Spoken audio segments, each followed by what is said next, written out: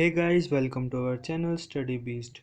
जैसा आप लोग जानते हैं कि हमारा नया बैच स्टार्ट हो चुका है जो कि कम्प्लीटली बेस्ड है स्पेशल एजुकेशन पर, और ये आपके आने वाले सभी कॉम्पिटिटिव एग्जाम्स में आपकी पूरी हेल्प करेगा, जहाँ पर भी स्पेशल एजुकेशन से रिलेटेड कोई भी क्वेश्चन आता है, और साथ ही आपकी डीएड में भी पूरी हेल्प करेगा।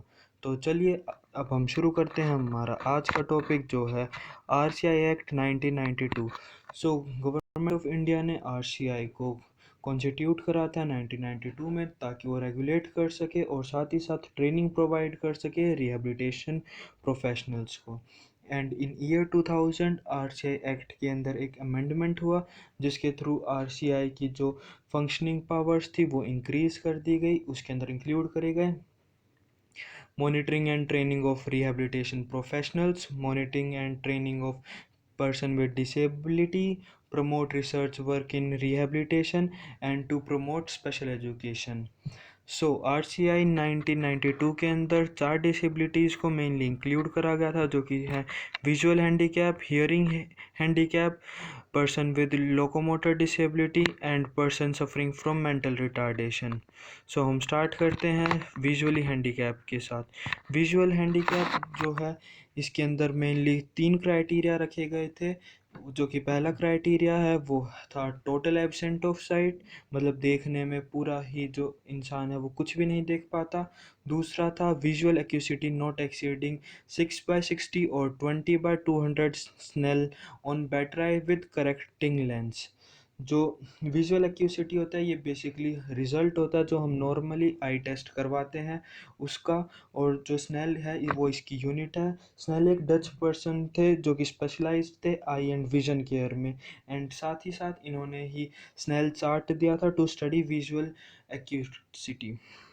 एंड लास्ट वन था इसके अंदर limitation of field vision subtending an angle of 40 degree और 10 डिग्री और वर्स। तो अब हम चलते हैं दूसरी डिसेबिलिटी की तरफ, जो थी hearing handicap. Hearing hearing handicap के अंदर हो या तो कम्प्लीटली डेफनेस ऑफ पर्सन, या deafness with hearing impairment of 70 decibel and above, वो बेटर ईयर में किसी भी पर्सन के, तो वो हियरिंग हैंडीकैप के अंडर आता है। थर्ड वन है हमारा locomotor disability. Locomotor disability mainly होता है जो कोई भी पर्सन हो, उसके अंदर इनेबिलिटी हो या तो मूवमेंट ऑफ खुद की या फिर किसी भी ऑब्जेक्ट की from one place to another. जो लोकोमोटर डिसेबिलिटी है, ये मेनली आती है problem related to bones, joints, muscles और नर्व्स की वजह से। और फोर्थ वन था इसके अंदर मेंटल रिटार्डेशन। मेंटल रिटार्डेशन होता है, एक कंडीशन होती है अरेस्ट की या फिर इनकम्प्लीट डेवलपमेंट ऑफ माइंड की एक पर्सन के अंदर, जिसके अंदर मेन फीचर या करेक्टरिस्टिक होती है इसका बेसिकली लो आईक्यू। मीन जो उसका आईक्यू होगा वो काफ़ी लो होगा नॉर्मल। तो अब हम चलते हैं आज के दूसरे टॉपिक की तरफ, जो है PWD एक्ट 1995। PWD एक्ट जो है वो इलेबरेट करता है रिस्पॉन्सिबिलिटी सेंट्रल की गवर्नमेंट की, स्टेट गवर्नमेंट की और लोकल बॉडीज़ की, ताकि वो प्रोवाइड कर सके सर्विसेज, फैसिलिटीज़ और इक्वल अपॉर्चुनिटीज़ जो पर्सन विद डिसेबिलिटी हैं उनके लिए।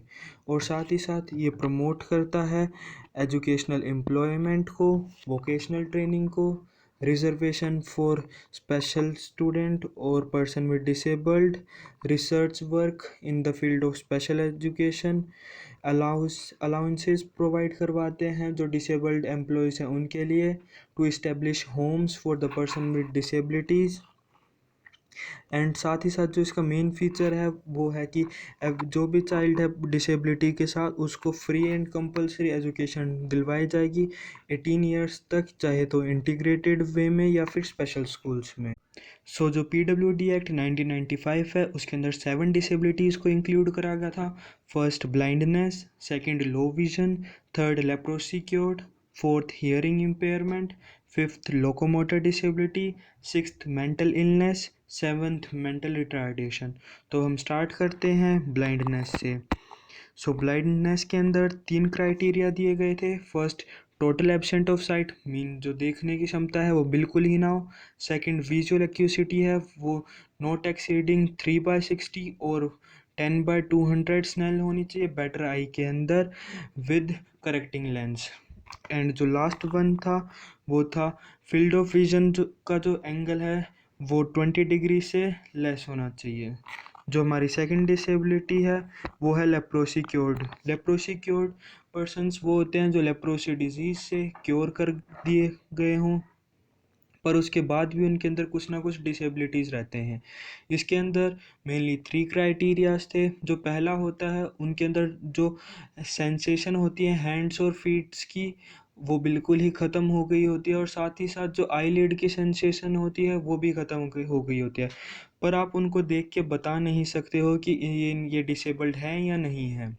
सेकंड होता है मैनिफेस्ट डिफॉर्मिटी होती है उनके अंदर, एंड सफिशिएंट उनके अंदर जो मोबिलिटी होती है वो काफ़ी अच्छी होती है, और वो जो अपनी डेली नॉर्मल इकोनॉमिक एक्टिविटी हैं उन्हें कर सकते हैं। पर आप इन्हें देख के बता सकते हो कि इनके अंदर कोई ना कोई डिसेबिलिटी है। और जो थर्ड जो होता है, उनके अंदर एक्सट्रीम लेवल पे फिजिकली डिसेबिलिटी होती है, और जो इनके फीचर्स होते हैं वो ओल्ड एज की तरह दिखते हैं, मतलब एडवांस एज हो चुके हैं, मतलब जिनकी इनकी एक्चुअल एज होती है उससे कहीं ना कहीं ज़्यादा ही दिखते हैं, जिसके कारण ये अपनी नॉर्मल इकोनॉमिक एक्टिविटीज़ के अंदर पार्ट नहीं ले सकते हैं।